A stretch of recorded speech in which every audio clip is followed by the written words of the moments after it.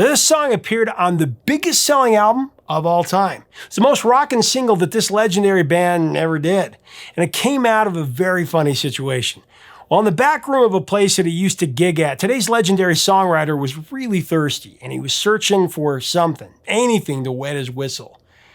So he opened up this old fridge and he found a jug full of a strange liquid. He was so thirsty he didn't even think about it, he just drank it. And it was something really heavy as he was 3 sheets to the wind like that. About 20 minutes later, he'd written a song that would bring him millions. Find out what the song was and what the mysterious liquid was in my interview with him coming up next on Professor of Rock. Hey music junkies, Professor of Rock, always here to celebrate the greatest artists and the greatest songs of all time. You know, if you know who Layla is, or if you want to, you're going to dig this channel.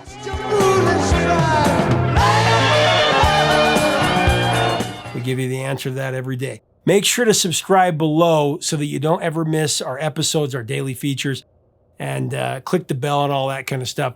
And make sure to check us out on Patreon. That helps us to keep it a daily channel.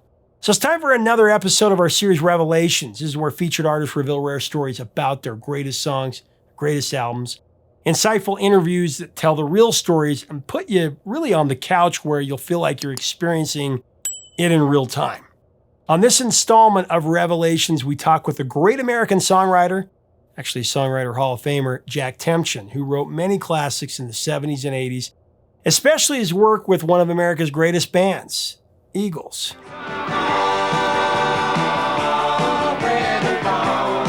We've had Jack on the show quite a few times. He's always entertaining, great storyteller.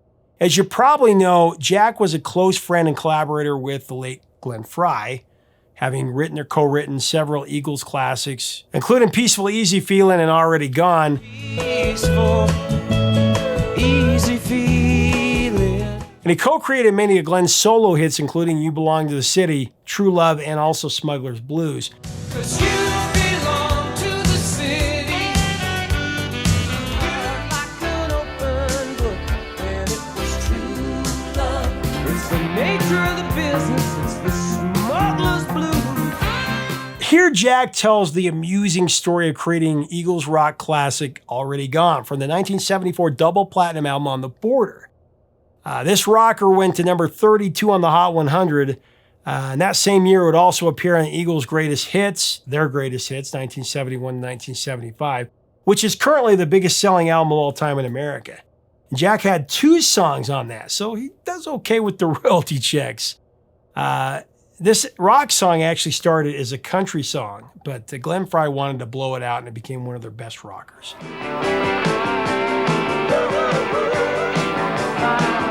And there's so much more to this great interview. You're going to love this. As we get into these stories with Jack, I want to thank our sponsor, Zenni Eyewear, the brand I always wear. When you go to Zenni.com, you can do a virtual try-on. This is where you can see how the eyewear is going to look on you. You know, make sure that it matches your face. And you do it with, they call it Zenni's virtual mirror feature. You got to check it out today at Zenni.com. Here's Jack with the story. He wrote another classic, or co-wrote Already Gone, with Rob Strandland.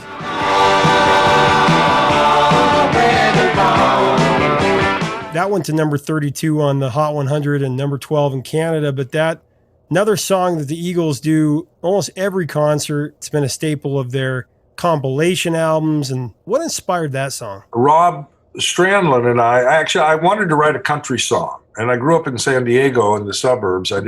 I listened to country music at night on the transistor radio under the covers when my folks thought I was sleeping.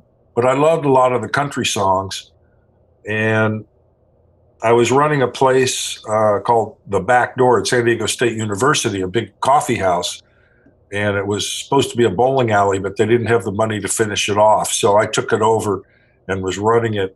And I had a gig there with Rob Strandland. Now he, as far as I was concerned, his parents were country singers. He lived way the heck out, 2.5 miles from me, out in the country, you know, in El Cajon. And he had a horse and wore cowboy boots. So I thought he'll help me. And we're in the back room of the place, and we opened up these big refrigerator and there was a jug, and we started drinking out of this jug, and it turned out to be hard cider. And I had I'd never had alcohol or marijuana or I'd never been high on anything. And I don't know why I started drinking this stuff. But suddenly I felt so great. And we wrote this song in about 20 minutes, And then part of the song, the greatest lyric in the song is, woo-hoo-hoo!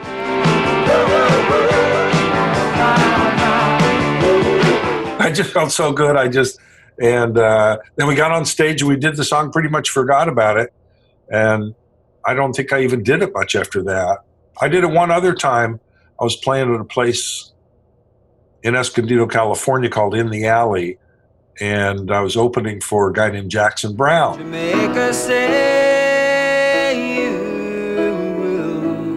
Who hadn't had a record out or anything yet.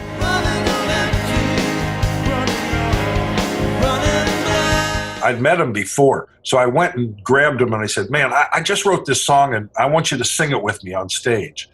And he did. And it was already gone. And then just a few years ago, someone had taped it and they sent me the tape. And there's Jackson, doing the song. But then a couple years after that, when they were doing their third album, Glenn called me on the phone and said, that country song, I think it'd make a great rock and roll song.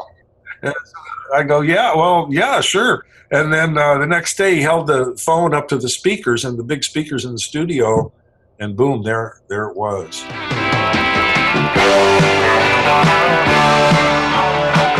So it's 3 chords, and they repeat over and over, never changing. Well, I heard some people talking just the other day. I guess it was just a feeling. And I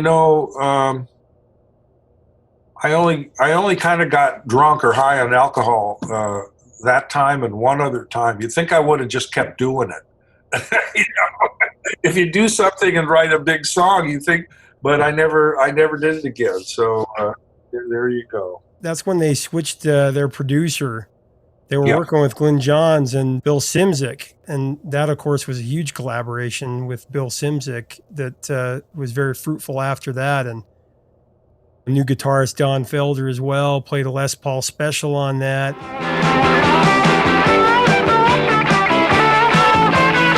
Just a rocking song. Oh, man. Glenn did want to rock. And then a few years later, when he said, man, well, now we got this guy in the band, Joe Walsh. Now we're really going to rock.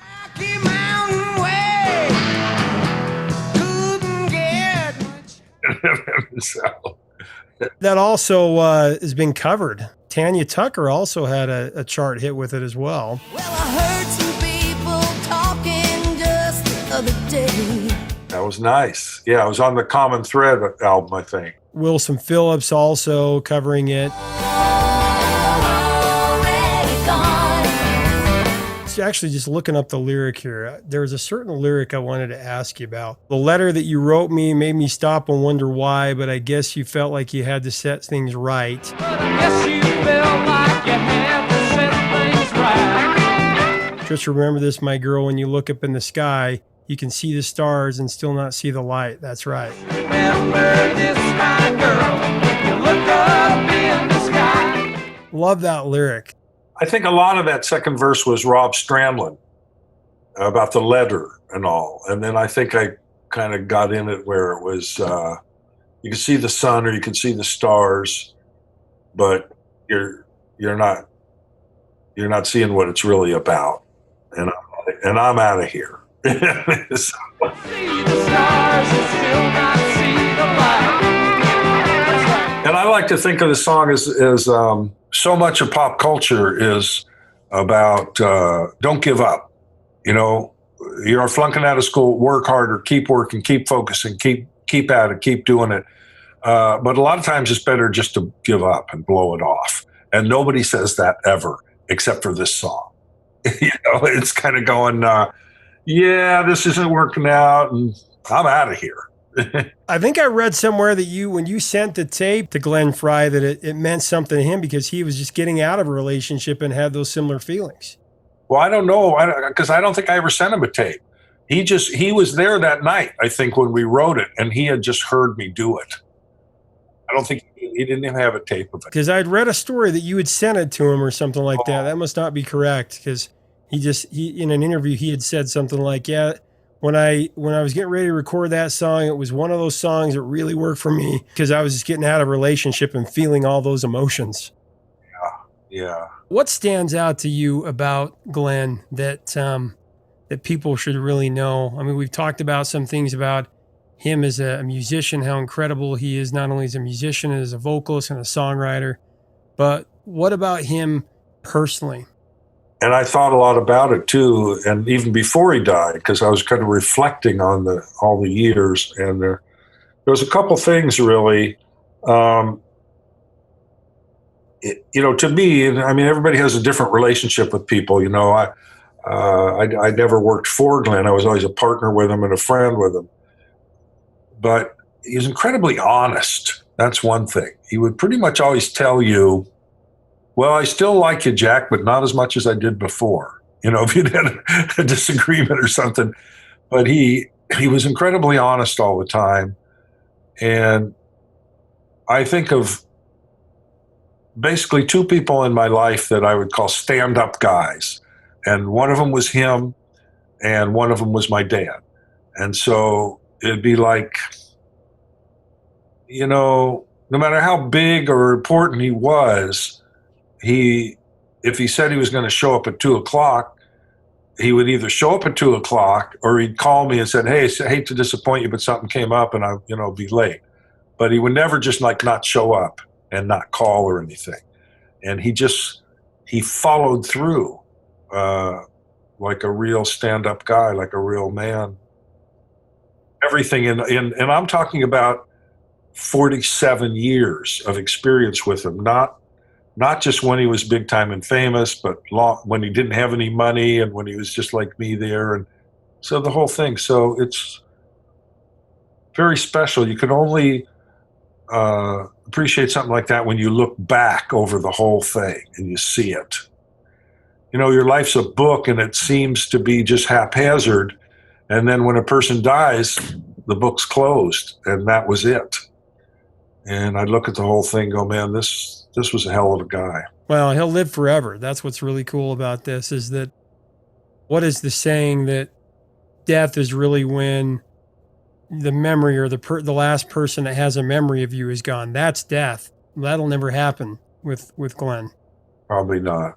I wanted to ask you about the new record, and as well as just some stories that you remember about the good old days at the Troubadour, because I think that it's important to realize we've talked about some things that have become lost arts, like liner notes and the record and the album and the album art. But another lost art to some degree is these pockets of musical activity that was happening all over America, New York and Minneapolis and Detroit and LA and Southern California, and just all this really cool, San Francisco. And it's just not the same as it was. Tell us about the Troubadour. I mean, that was the cast of characters there: Don Henley, J.D. Souther, Joni Mitchell, Tom Waits, Warren Zevon. So many great musicians that have really inspired the world with their music. What are some things that stand out to you about those days? Wow, it was a great adventure being part of that. I knew those people that you're talking about, and I went up there early on, and the Troubadour was the biggest club in the country as far as folk type music. And the Monday night hoot, we called it, open mic. It wasn't an open mic. You stood in line and maybe you got chosen. So I went up there and stood in line and I played one time, and then the guy came and said, okay, you don't have to stand in line anymore. You can just call me and you're signed up and you can start playing. And of course, Glenn and JD were playing there as a duo, Long Branch Penny Whistle, and I was their harmonica player when they had a week-long gig there.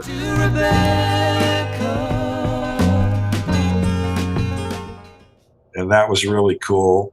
And seeing Joni Mitchell. They paved paradise, put up a parking lot.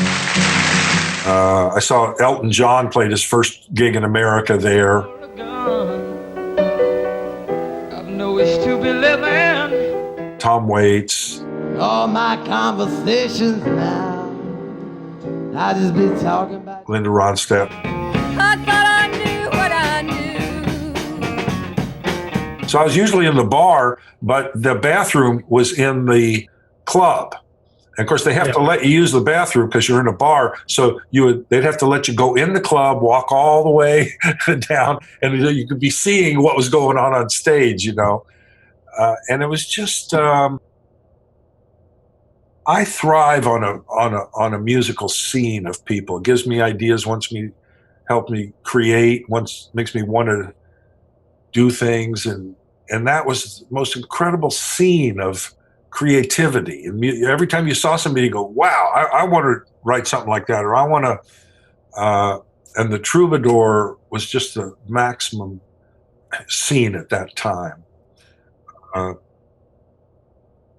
It'd be like Graham Parsons came back from England wearing really fancy clothes like Mick Jagger, you know, and he was there. And all these incredible, everybody in the whole country just wanted to play there, and the greatest people just played there all the time.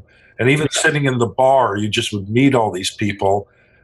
And ever since then, I'm always looking for another scene or trying to create a scene, and actually never have found one quite as incredible as that. Well, I think people now with music, it almost, for the younger kids and even my kids, their relationship with music is so strange because almost like it's just like background. It's like the forefront is video games and YouTube shows where they're watching people play video games, and I just think, and then music is kind of in the background, whereas that was my window of the world. I mean, I was getting a record and putting it there, and I wouldn't leave my room for several hours, listen to every song, and if it didn't have the lyrics, I'd write down the lyrics, and just obsessed with what does this song mean to me? What did it mean to the artist when they wrote it, and all those things, and that mystery like we talk about. And it's a lost art, but I still think that there are pockets of people that are interested in that. I think that these younger people are finding records and they're saying, man, this is cool. This is different. This is a break from all of the cyber stuff. The world has changed radically, and it had changed from the previous generation to our generation too. And I think basically communally, we were creating a worldview. And every time you heard a record, people were speaking about that and adding their little piece to what was really happening in the world. And our thing was, our parents lived through, or my generation lived through the Depression and the war. And then they wanted a real normal society, and they wanted, and we grew up and said, we don't have to do that. We can be hippies and have beads, and we don't have to struggle and work every minute because there's plenty of food, there's plenty of everything, and we don't want to be the man. We don't want to have a life where we just dedicate our life to work and stay in the straight and narrow. You know, we're going to be a little psychedelic. We're going to be a little creative. And so all that was coming through this communal vision of the world that we were all creating. And so you got a new record and you just wanted to, whoa, Jimi Hendrix. Because of the way he becomes the music.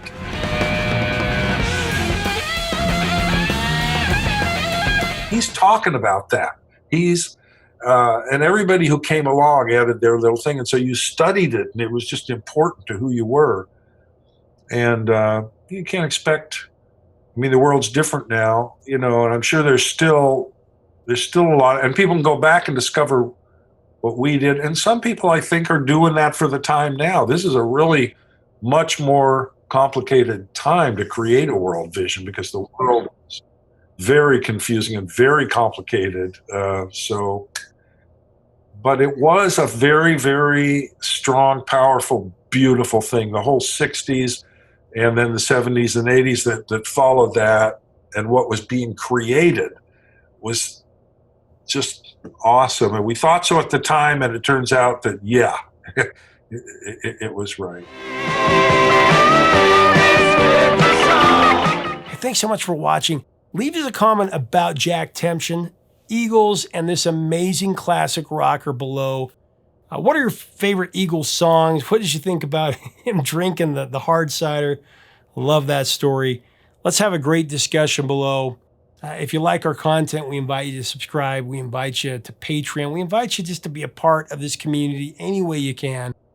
Every day I reflect on the legends that we've lost, and I just think this is such important work to be able to keep the music alive. So we ask for your support in that way. Until next time, 3 chords and the truth.